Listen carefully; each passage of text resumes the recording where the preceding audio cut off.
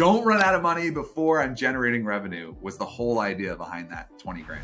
One night in 2002, GrubHub founder Mike Evans was hungry and tired, and he just wanted to get food delivered. And he had an idea, and the very popular food delivery system was born. I've always been a core believer that there isn't just one set path, and a big problem in the United States is we only have a linear path for traditional success. Did you always want to go to university? I know you racked up quite a lot of university debt. I didn't want to just go to college because I wanted a college degree. I wanted to go to college because I wanted to maximize the options that I had to do my career later. And even at GrubHub, I talk about this in Hangry in the book. You know, after the IPO, a lot of people thought I was successful because I had an IPO, but I thought the business was successful for a different reason. I had my own definition of success. And what that was, it's so basic, it doesn't even sound like an innovation. One of my favorite quotes of all time, you used it in your book: if more of us valued food and cheer and song above hoarded gold, it would all be a merrier world. How do we put together a program that really helps homeowners just not worry about being an A-plus homeowner? And so we reframed that question of I want monthly revenue to in terms of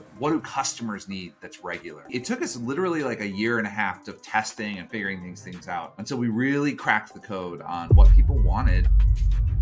I've got a very special guest lined up for today, and you are not going to believe this individual has gone on to build a $2 billion company from scratch. We've got Mike Evans, the founder of GrubHub. He's gone on to build some other very impressive stuff, as publishing a best-selling book, Hangry, that's flying off the shelves, and has also gone on to found a very successful company called Fixer. We're going to dig into this episode to find out everything he's learned along the way of going to MIT at the beginning, coming up with the idea for GrubHub, why he quit his job after becoming a millionaire and staying in poor conditions, biking across the United States, living in a tent instead of living the high life. He shares everything he's learned along the way, and you're not going to want to miss the very end because there's some really insightful information about making a business successful and also the mindset that goes along with it.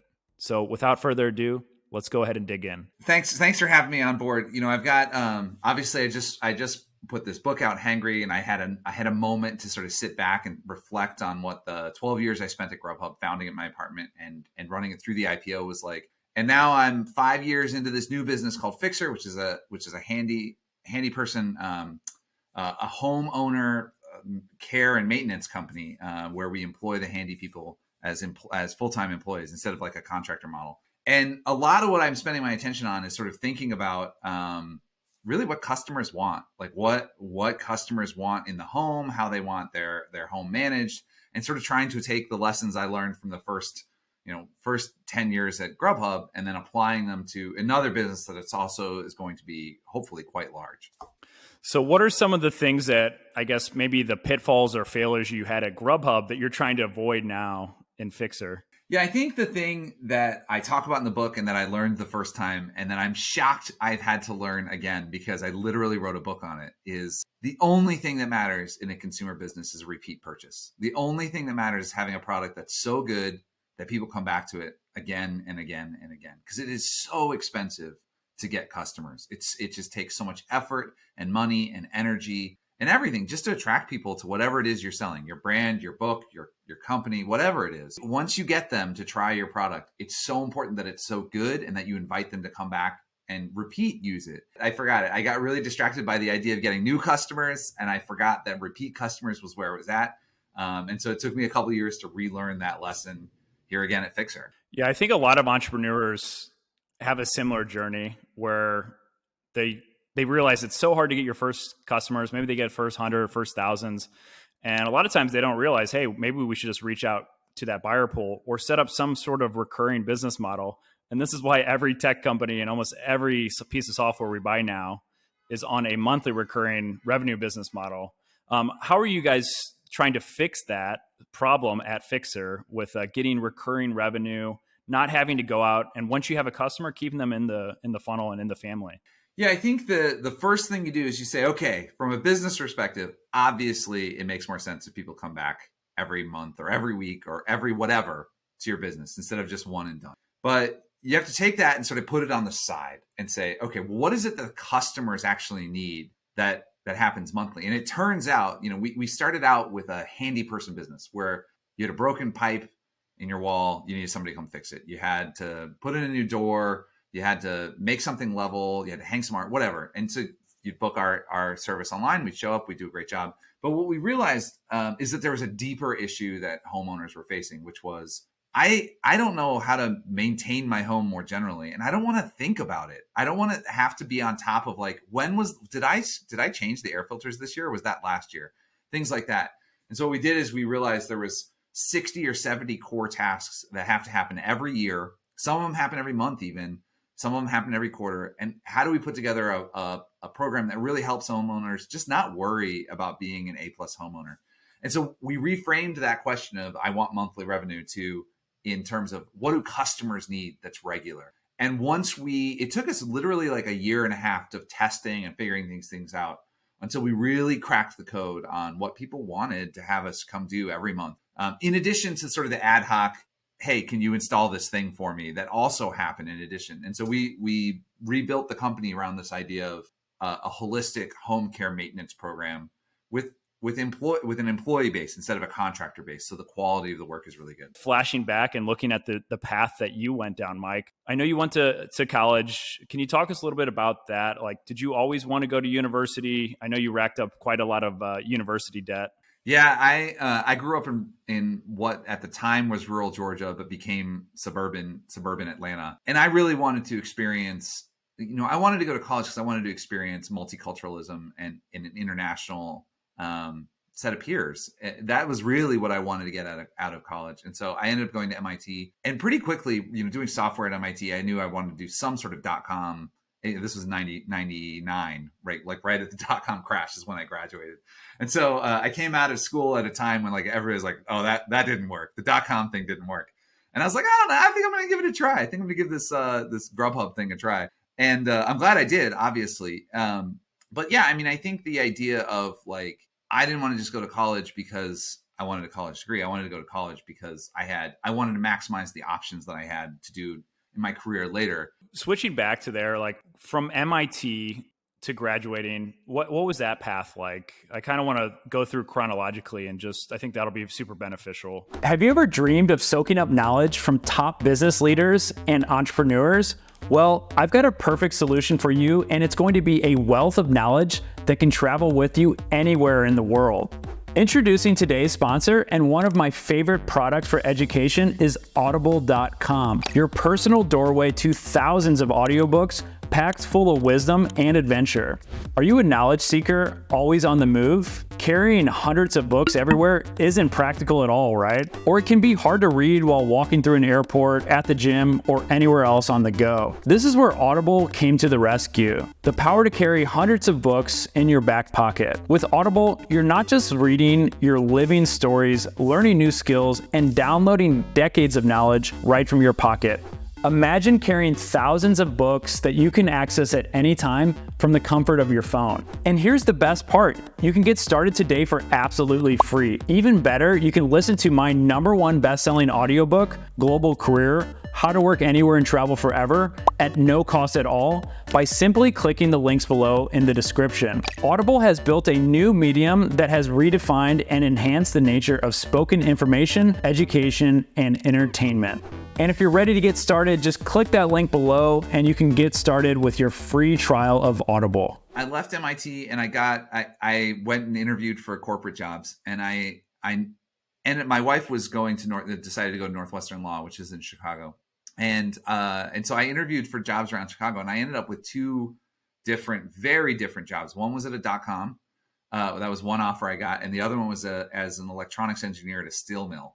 And I really, really, really wanted to do the steel mill job. I was way more interested in like moving thousands of pounds of molten metal around, like efficient. Like it just seemed like a cool job, right?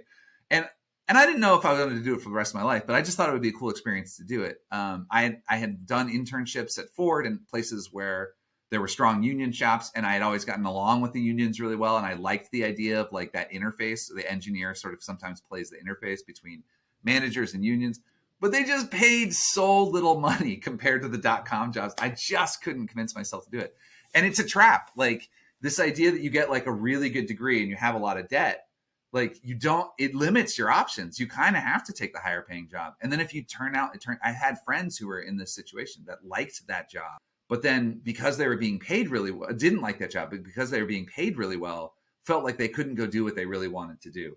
And so it's actually really important to think about these things, about like what you want to do early before your earning power starts amassing in a particular trade or domain of skill, because once that happens, it gets harder and harder to switch. And so I ended up getting the .com job, and as predicted, I didn't love it. I was like sitting in a cubicle, I was writing software, I was just a coder, and I just did air quotes for anyone listening to this on audio, because like you're not really allowed to look at marketing or business or sales if you're just a coder. And that I chafed. I just didn't like being limited and pigeonholed like that. And so what I did is I took that time to learn how, in my mind I thought of as a big corporation. It was only 300 people. It wasn't actually that big of a company, but in my mind it was this huge behemoth of the company.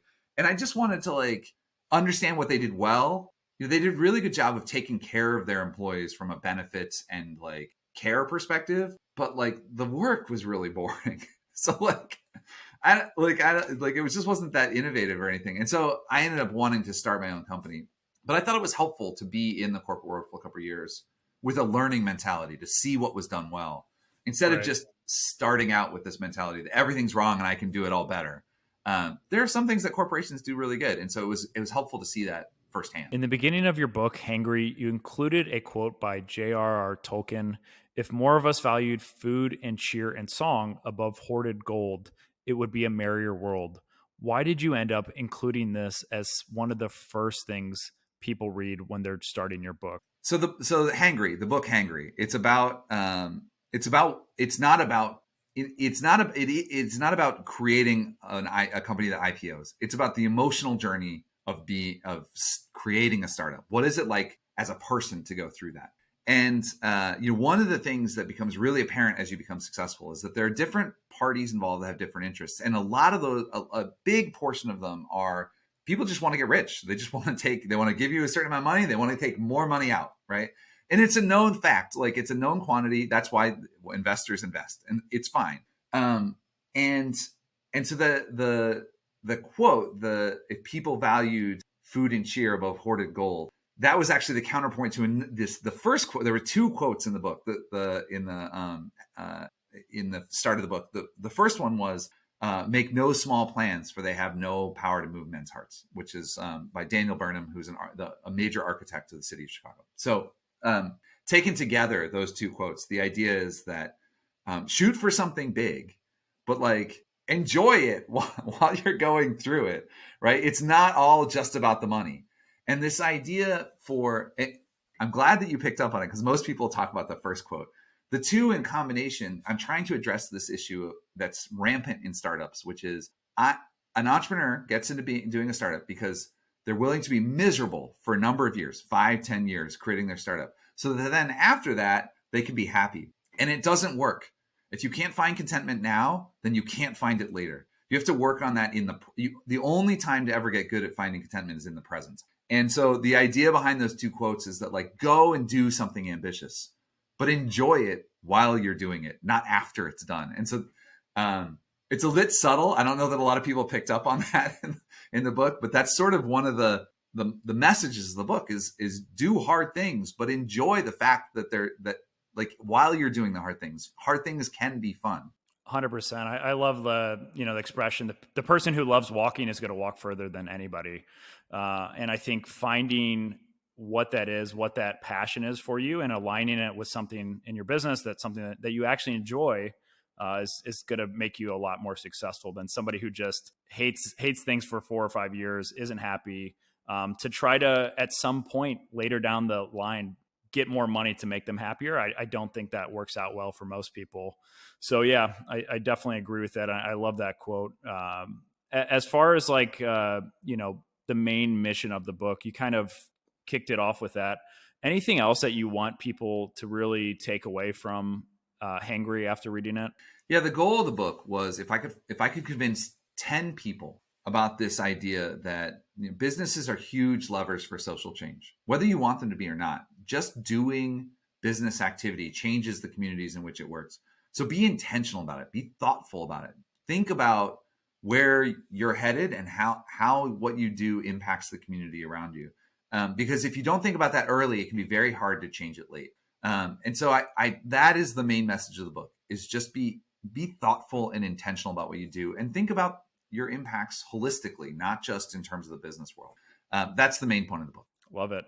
It's a great read. I highly recommend people checking out Hangry. You can find it on Amazon, Audible, anywhere that you can buy books out there. It's a fantastic read.